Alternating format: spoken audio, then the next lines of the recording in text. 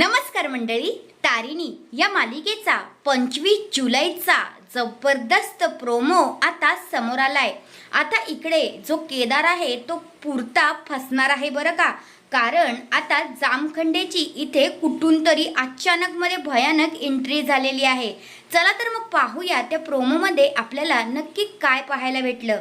आता कौशिकी इकडे केदारला सांगत असते की आता चॅनलवर एक न्यूज बनवायची आहे आणि तुला सांगायचं आहे की जो युवराज आहे त्याचा याच्याशी काहीही संबंध नव्हता म्हणून, असं आता कौशिकी केदारला सांगायला सांगणार असते।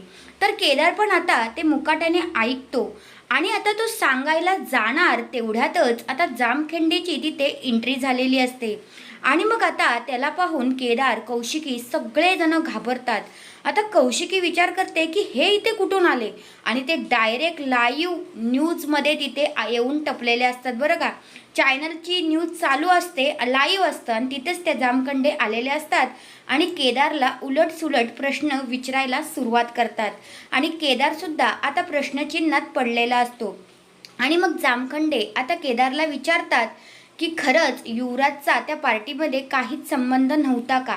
युवराज आणि गुलाब हे दोघेही एकमेकांना मिळालेले होते का?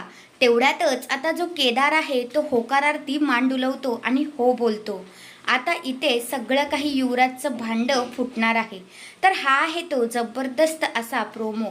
तुम्हाला काय वाटतंय, युवराज सुटेल का या सगळ्यातना की तो अजूनच गुंतून जाईल? तुमचं मत काय ते कमेंट करून नक्कीच सांगा। धन्यवाद।